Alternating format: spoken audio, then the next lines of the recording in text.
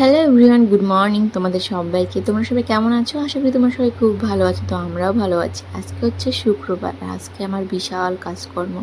তো ঘুম থেকে উঠেই ফার্স্টে যেটা করছিলাম, ওই যে মশারিটা সব খুলছিলাম। এদিকে সোনুকে আর সোনুর বাবাকে ঘর থেকে বের করে দিয়েছিলাম, রান্নাঘরে যেতে বলেছিলাম। যেহেতু তোমরা সবাই জানোই যে আমার একটাই কিন্তু বেডরুম আর একটা রান্নার রুম আর ঠাকুরঘর আছে একটা ছোট্ট, সেটা এখন তোমাদেরকে ভালো মতো কোনো সময় দেখানো হয়নি, দেখাবো কিছুদিন যাক তারপরে। তো এখন যেটা করছিলাম সেটা হচ্ছে জানালার পর্দাগুলো খুলে নিচ্ছিলাম। আসলে এই বৃষ্টির দিনে না ঘর বাড়ি কেমন একটা নোংরা হয়, বেশি বেশি মানে যেদিকেই তাকানো যায় কেমন একটা নোংরা নোংরা ভাব। তো আমার জানালাগুলোও নোংরা হয়েছিল, এই জন্য আজকে একটু ঝাড়ছিলাম। যেহেতু বৃষ্টির কারণে আর কি সবসময় জানালা খোলাও হয় না, আর জানালা খুললে না প্রচণ্ড রৌদ্রের তাপ আসে, এই জন্য খুব একটা বেশি খুলি না। আর শুধু দুটো জানালা খোলা হয়, তাও পর্দা দিয়ে রাখা হয়, না হলে প্রচণ্ড রৌদ্রের তাপ আসে আর শোনো তাহলে ঘুমোতেও চায় না, আর যত ঘরের জিনিস সব জানালাতে ফেলে দেয়, এর জন্যই। তো তারপর আমি যেটা করছিলাম সেটা হচ্ছে বিছানা চাদর ধরে নিচ্ছিলাম, আর এদিকে কোলবালিশের কভারগুলো খুলে নিচ্ছিলাম। কোলবালিশের কভারগুলো খুলে টুলে তারপরে হচ্ছে খাট টাট পরিষ্কার করে মানে মোছামুছি করে সব জিনিসপত্র ঠিকঠাক গুছিয়ে এখন যেটা করছি ঘর ঝাড়ছিলাম। তো ঘরটার ঝাড়াঝাড়ির পরে আজকে অনেক কাজ বলছি তোমাদের। তো ঘরটার ঝাড়বো, তারপরে দেখো সামনে সব জিনিসপত্র রেখে দিয়েছি সিঁড়ির ওপরে, ওগুলো সব ধোয়াধুয়ি করবো। তো বেরোয়নি আজকে ঘুম থেকে ওঠার পর, ঘরেই আছি এখনও। তখন ওই 7:30 হয়তো বেজে গেছিলো। প্রচণ্ড গরমের জন্য ঠিকমতো ঘুম হয় না, চোখগুলো পুরো ফুলে ফুলে আছে ঘুমে, ভালোই লাগে না। তো যাই হোক, কী আর করা যাবে, জানি না ভগবানের কবে ইচ্ছে তারপর বৃষ্টি দেবে। তো এদিকে সোনুর বাবা হচ্ছে একটু টোটোটা ধুচ্ছিল পাইপ দিয়ে, আর তারপরে এদিকে আমি ঘরও মুছে নিচ্ছিলাম। আসলে আমি বাইরে একবার গেলে না আর ভেতরে আসা হয় না, মানে উঠান টুটান ঝাড়বো তারপরে আবার ঘরে আসবো, এটা আমার ভালো লাগে না। এর জন্য ঘরের কাজকর্ম একদম সেরে তারপরে যাবো বাইরে।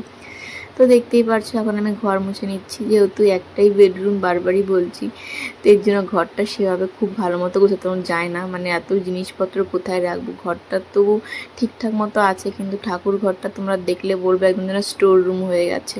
এর জন্য ভীষণ কষ্ট হয় মাঝে মধ্যে, কবে যে ঠিক করতে পারবো, ঠাকুরের জায়গাটা পরিষ্কার করতে পারবো, ফাঁকা করতে পারবো, ভগবান সেটা জানে। তো যাই হোক, এখন এই যে সিঁড়িটা মুছে নিচ্ছি। আসলে কি বলবো তোমাদের, আমাদের এইখানে না এত সাপের উৎপাত বেড়ে গেছে। কালকে যেহেতু ওই বাড়িতে ছিলাম, তো রাত্রেবেলা যেই বাড়িতে ঢুকছিলাম তখনই পাশের বাড়ি একটা মেয়ে বললো তোমাদের বাড়িতে না সাপ ঢুকেছিল। ব্যাস তখন থেকে যা ভয়ে ভয়ে ছিলাম। তো এরপরে যে সকালবেলা দেখো সব কিছু ঝাড়া মোছা মানে ঘরটা মোছামুছি হয়ে গেছে, এদিকে চুনো বসেছিল আর এদিকে আমি ঝাড়ছিলাম। এই যে পাইপটা দেখতে পারছো, ওই পাইপের ওখানটাই সাপটা ছিল, ওই পাশের বাড়িতে নাকি ঢুকেছিল। তো ওই জন্য না মানে কি বলবো, ঘর থেকে বেরোতেও ভয় লাগে আর ঘরের জানা দরজা খুলে রাখতেও ভয় লাগে। তো মানে এত সাপের মানে বেড়ে গেছে, মানে এই বৃষ্টির দিনটা এরকমই, যেখানেই দেখি সেখানে শুধু সাপের উৎপাত আর কি। সব বাড়িতে ঘরে কোথায় কোথায় সাপ ঢুকে গেছে, আর আমাদের শিলিগুড়িতে কিন্তু একজন সাপের কামড়ে মারাও গেছে একজন মহিলা আর কি। তো এর জন্য আরও বেশি বেশি ভয় লাগে, সবসময় দরজা জানলা বন্ধ করে রাখতে হয়। তো দেখো এতগুলো জিনিস সব ধোয়াধুয়ি করবো, তারপরে স্নান টান করবো, বাথরুমটাও আজকে পরিষ্কার করতে হবে।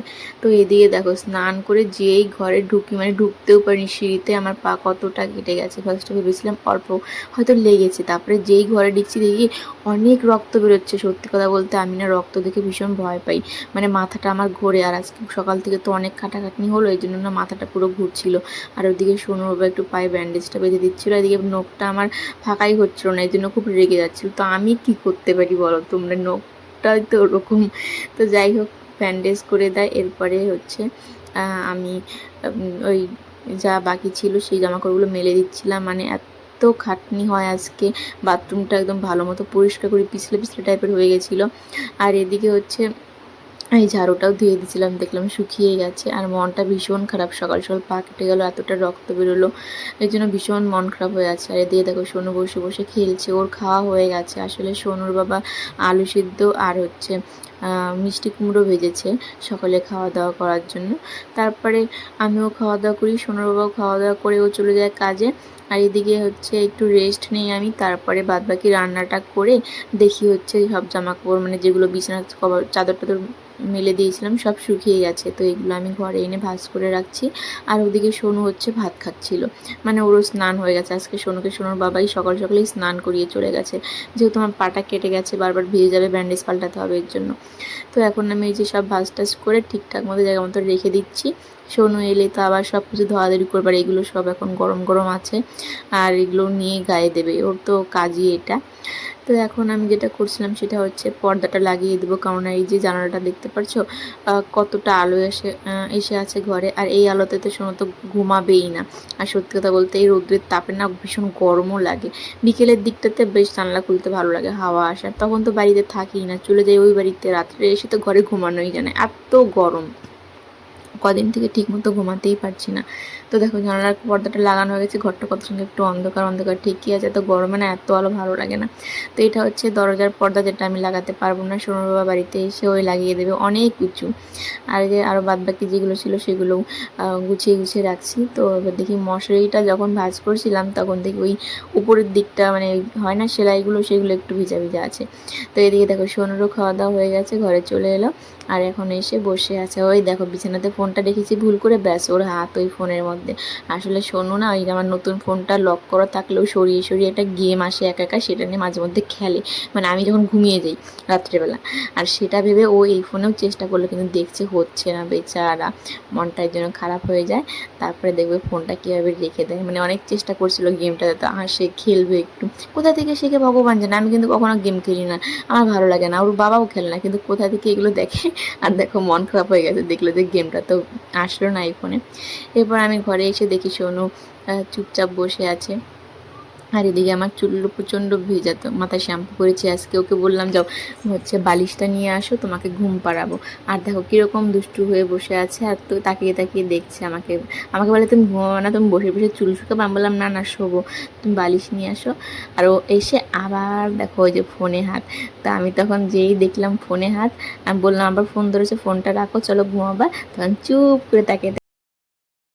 তো দেখো বিকেলবেলা বাড়িতে এসেছিলাম, সেভাবে আর এখানে এসে ভিডিও করা হয়নি, প্রচণ্ড গরম ছিল। তো এখন হচ্ছে সোনু প্রাইভেট থেকে এলো আর এসে দেখছে যে এই বোন এসেছে, ও এসে দৌড়ে ওর মানিকে ধরলো, তারপরে দেখাচ্ছে প্রাইভেটে কী কী পড়িয়েছে।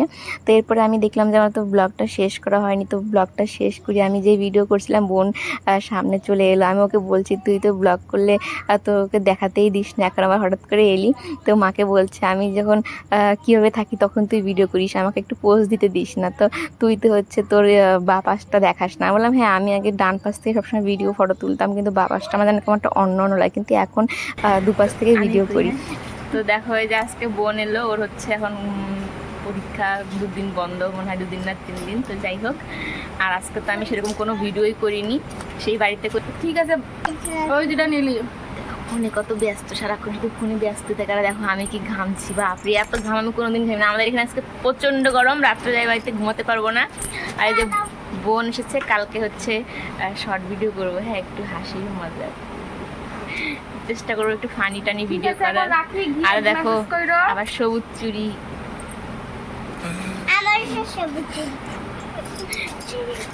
ওরে বাবা ঠিক আছে ঠিক আছে। তো চলো আজকের তুমি কি বললা ভিডিও না না আগে আমি শেষ করি দাঁড়া। তো চলো আজকের ব্লগটা আর বড় করছি না, এখন অনেক কথা টথা গল্প টল্প হবে, তো এর জন্য তো আবার কালকে নতুন একটা ব্লগ নিয়ে আসবো। তো থাক আজকের মতো এই পর্যন্ত রাখছি। তো ভালো লাগে তাহলে অবশ্যই লাইক করো আর আমার চ্যানেলটি সাবস্ক্রাইব করে আমার পাশে থেকো। দেখা হবে নতুন ব্লগে, সবাই ভালো থেকো সুস্থ থেকো, টাটা টাটা দাও।